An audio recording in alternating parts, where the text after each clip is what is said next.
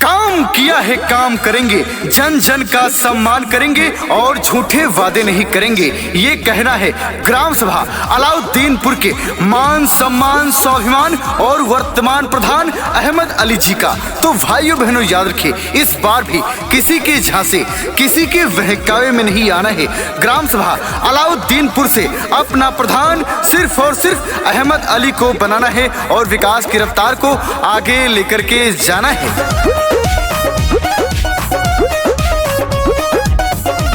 कहती है जनता सारी कर ली सबने तैयारी, अहमद अली जीतेंगे फिर से है इनकी बारी।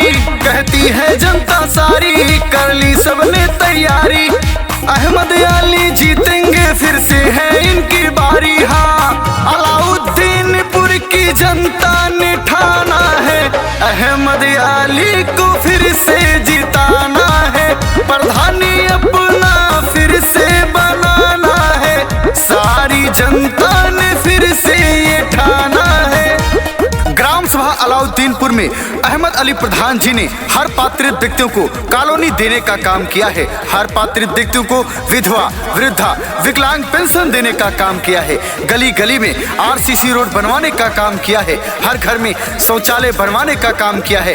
ऐसी तमाम सरकारी सुविधा है जो सारी जनता तक पहुंचाने का काम किया है और ऐसी तमाम सरकारी सुविधा है जो आने वाले कार्यकाल में लाने वाले हैं। तो भाइयों बहनों याद रखिए, किसी के झांसे किसी के बहकावे में नहीं आना है। अलाउद्दीनपुर से सिर्फ और सिर्फ अहमद अली को एक बार फिर से अपना प्रधान बनाना है।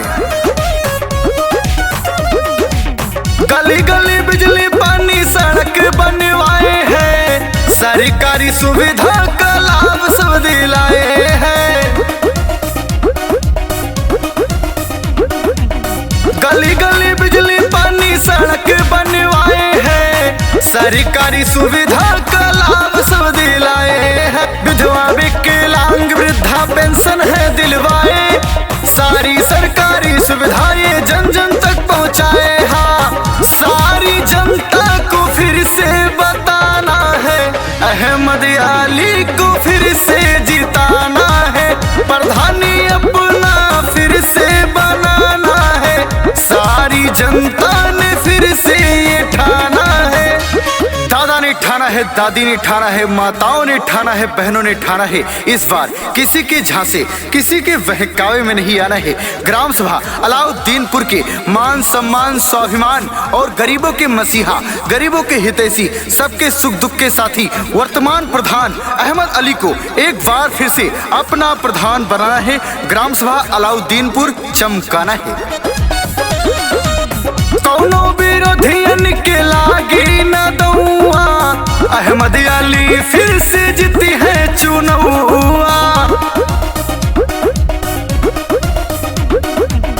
कौनो विरोधियन के लागी न दउआ, अहमद अली फिर से जीती है चुनौआ। भैया मेरे बहना मेरे आपस मेरी विनती, कोई विरोधी टिक ना पाए होने लगे जब गिनती। हाँ, चाचा चाची दादा दादी ने ठाना है, अहमद अली को फिर से जिताना है, प्रधानी अपना फिर से बनाना है, सारी जनता ने फिर से ये ठाना है।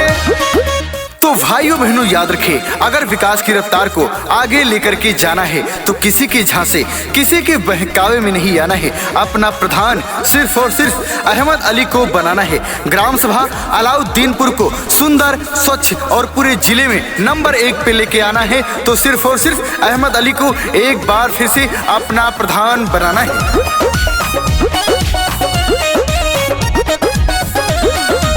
काम किया है और काम ये करेंगे, जन जन का सम्मान ये करेंगे।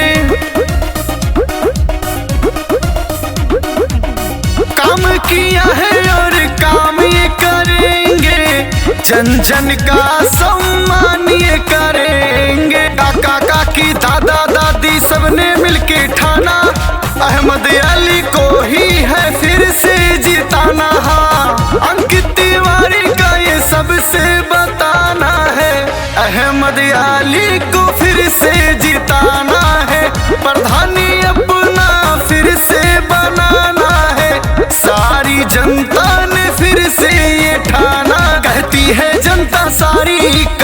सबने तैयारी। अहमद अली जीतेंगे फिर से है इनकी बारी। कहती है जनता सारी कर ली सबने तैयारी। अहमद अली जीतेंगे फिर से है इनकी बारी। हाँ, अलाउद्दीनपुर की जनता ने ठाना है अहमद अली को फिर से जिताना